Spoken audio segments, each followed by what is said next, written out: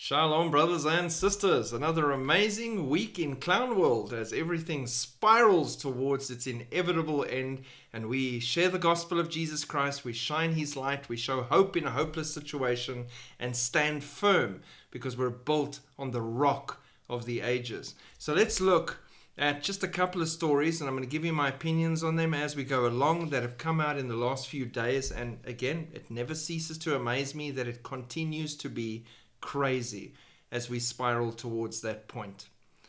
Mother murders her 6-year-old son, saying God ordered her to exorcise his demons.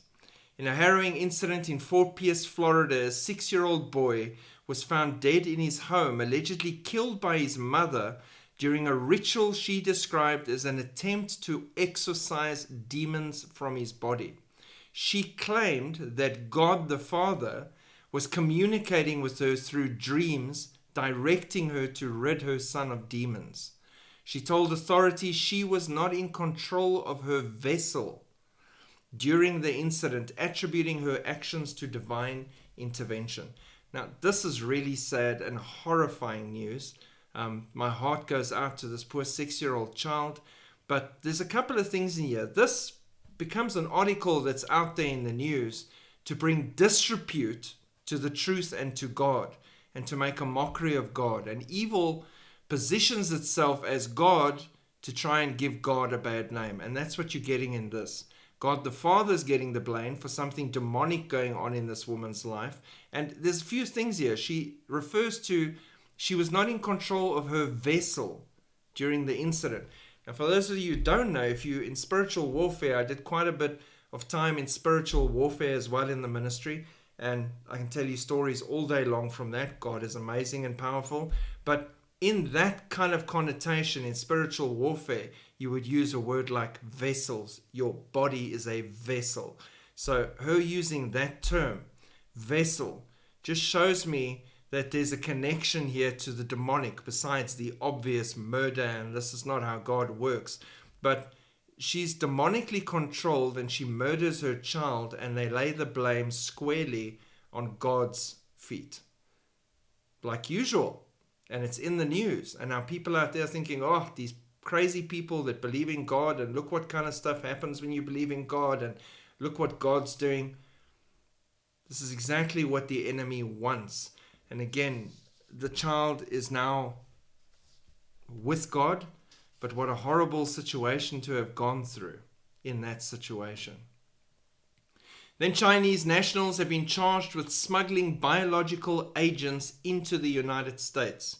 Federal authorities announced charges against 2 nationals, including a University of Michigan research fellow, for allegedly smuggling a dangerous biological pathogen into the United States. The pathogen in question is a fungus classified as a potential agro-terrorism weapon due to its ability to devastate crops such as wheat, barley, maize, and rice, and to produce toxins that can cause vomiting, liver damage, and reproductive defects in humans and livestock. Pretty much exactly what you'd want to do if you were China and you wanted to destabilize the food supply and make the people sick in the enemy country before you launched your large attack on their homeland. And why wouldn't you try and mess with that stuff in your own country, in China, because it's too dangerous? You'd rather do that research in America, in this university where they wanted to do it, before possibly deploying it across various agricultural sites in America. Now, my question is this. They've caught these 2 with this package. How many have slipped through the cracks that nobody knows about, that are already in play? I'm a firm believer in multiple sleeper cells positioned all over the Western world, waiting for their orders at the right moment to do what they need to do to bring the whole system down. Absolutely not a conspiracy theory and not a far reach living in the times we're living in. Head of the U.S. Disaster Agency claims he had not been aware that the country has a hurricane season. I'm hoping he's joking, because I live in South Africa and I'm very aware that America has a hurricane season. But Maybe I'm qualified to run FEMA then. Should I send my CV?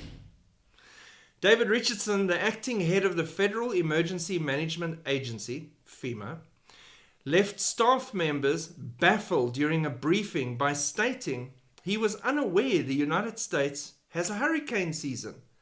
The remark made during an all-hands meeting has raised significant concern about Richardson's familiarity with FEMA's core operations, especially as the U.S. hurricane season, which runs from June 1 through November 30, had begun the previous day. The National Oceanic and Atmospheric Administration, NOAA, has forecasted up to 10 hurricanes for the 2025 season, underscoring the critical timing of the comment. In his defense, he was probably busy with all sorts of other LGBTQ stuff that has to be brought into the organization or now be hidden from Trump. Who knows? Interesting. But head of the organization, FEMA, did not know that America had a hurricane season. Maybe he thought all those disasters experienced by America in previous years were just oopsies. Superman having a fight with Godzilla or something. Maybe that's what he thinks was going down. Scary. British Prime Minister moves the UK military into a war-fighting readiness to address growing threats from Russia.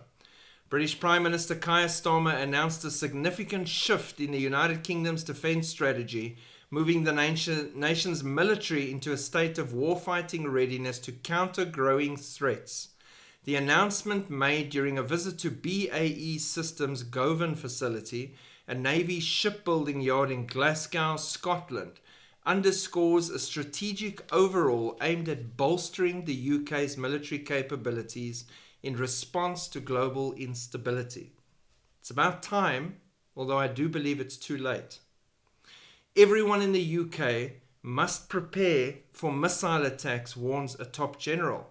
The British public must be taught how to survive a mass missile attack through a national defence plan. This would include air raid drills and sirens being tested. It's a stark new warning from one of the UK's top former generals, Sir Richard Barrons, who co-wrote the government's Strategic Defence Review. Teaching people what to do when there's an air raid would reduce casualties and keep the country functioning. Having a system where citizens and their children know what to do when they get these warnings is an important part of resilience. He is 100% spot on. Let me just tell you right there. From my experience and the way I see things, this guy is using his head. Yes, it might be disruptive initially when you start running these preps and these drills, and people might be upset and not like it. But when it inevitably hits the fan very shortly, at least they'll know where to go, how to react, what to do. There could be a little bit more order, less trampling, less freaking out, less pointing at the sky and taking selfies as the nuclear bombs come down. More brain in the situation. So yes, he's absolutely right. And I do hope they listen to him. The US should wargame an Israel-Turkey conflict.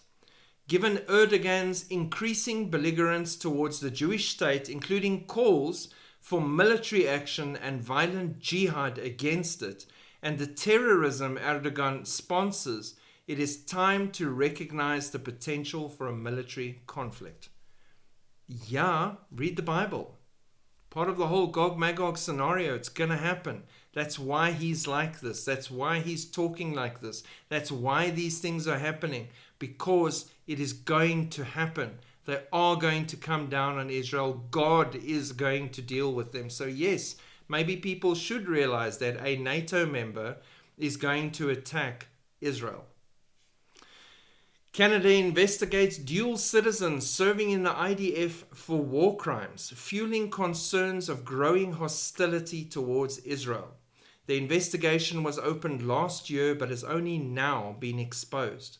The Royal Canadian Mounted Police are reportedly questioning Canadian citizens, both active duty and reservist members of the IDF, regarding allegations of committing crimes against humanity during their service.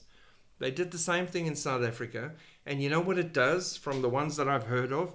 The minute they start clamping down and investigating now, because you're part of Israel's IDF and you're now defending your homeland, Israel, now suddenly you're a war criminal and all these things because of the lies Hamas is spreading, and they want to move against you and your families. They pack up their stuff and they make Aliyah back to Israel. So again, this kind of thing that's now happening in Canada as well is going to push the Jews that have not yet pulled up their roots and moved to pull up their roots and move back to Israel. It is the way it should be, and it's the way it's going to be as the last Jews start drifting back to their homeland in time for Daniel's 70th week, Jacob's trouble. The downside for the rest of the world is they're taking their money with them, their business with them, their brains with them, which were a big boon to the countries that they were in. That far, they haven't thought.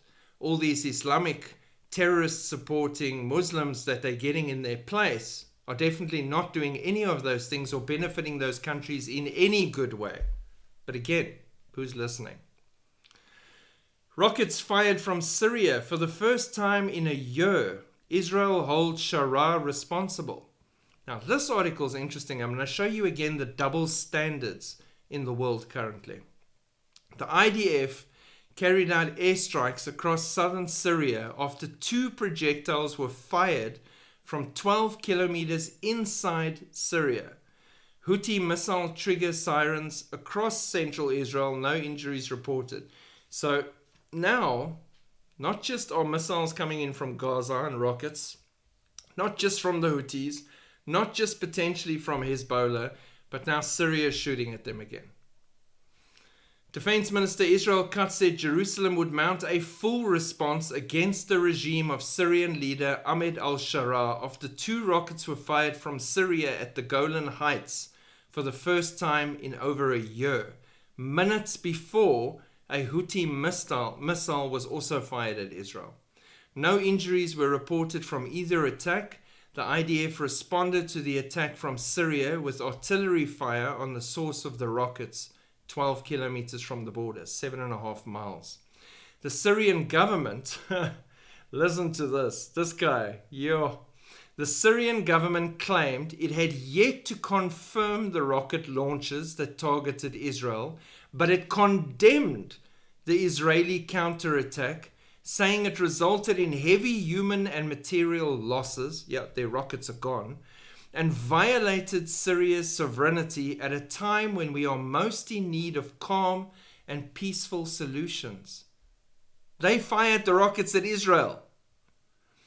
Then they say, we call on the international community, because the international community believes the terrorists over Israel every single time, to assume its responsibilities in stopping these attacks. It was defense. And to support efforts aimed at restoring security and stability to Syria and the region, said the Syrian Foreign Ministry.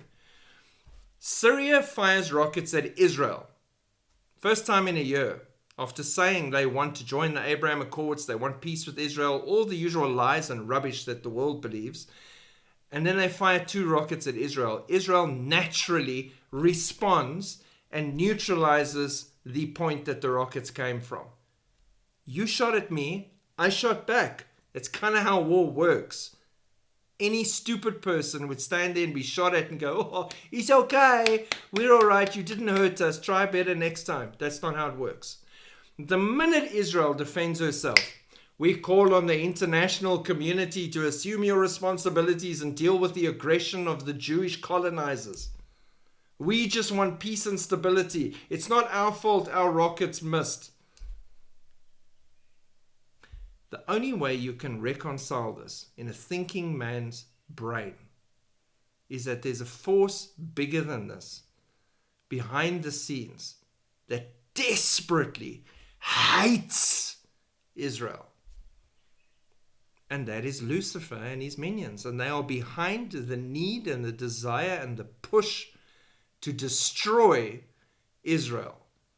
In land, in person, in deed, in reputation, in every way, to wipe them from the face of the earth and thereby prove God does not keep his promises. Watch the world now freak out for Syria that Israel's been such a big aggressor because she dared to defend herself. Ridiculous. Iran's supreme leader rejects US nuclear proposal and vows to keep enriching uranium. No ways. I did not see that coming. I was convinced Trump had this in the bag. Huh? No. Seriously? Who would have thought? The issue of uranium enrichment has been a sticking point in negotiations between the US and Iran. Iran's Supreme Leader Ayatollah Ali Khamenei said on Wednesday Tehran will not abandon its uranium enrichment, rejecting a key US demand aimed at resolving the nuclear dispute. The US proposal for a new nuclear deal was presented to Iran on Saturday by Oman, which has mediated talks between Iranian Foreign Minister Abbas Araghchi and President Donald Trump's Middle East envoy Steve Witkoff. After 5 rounds of talks, several hard-to-bridge issues remain, including Iran's resistance and insistence on maintaining uranium enrichment on its soil, and Tehran's refusal to ship abroad its entire existing stockpile of highly enriched uranium, raw material for nuclear bombs. And then the Ayatollah says, the rude and arrogant leaders of America repeatedly demand that we should not have a nuclear program. Who are you to decide whether Iran should have enrichment? The rude and arrogant leaders of America cannot decide that. Iran's supreme leader. How does he get away with talking to Trump like that when anyone else even shows a little bit of disrespect and he lands on them like a ton of bricks? What's really going on here? Why are they giving Iran so much leeway and so much rope here? Are they waiting for Iran to have the nuclear bomb and actually use it against someone, i.e. Israel or anybody else, before they decide to make a decision? Or are they now going to have talks with Netanyahu and do a joint operation and just do what we all know needs to be done and deal with the nuclear threat once and for all? But no, don't worry. According to Trump, he had a very long, interesting, fruitful phone call with Putin, and the 2 old guys even talked about Iran and the problem that is at hand with this whole nuclear situation.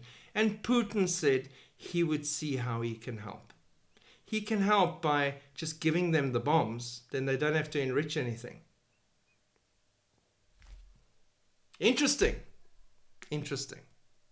A world without Christ is really rudderless, chaotic, and crazy. Time is running out fast. The crazy is getting crazier. Time is short for us to share the love that we have for Jesus Christ with those around us and spread the gospel. So spend as much time as you can doing exactly that. God bless. Keep looking up. We are really close to going home. Shalom.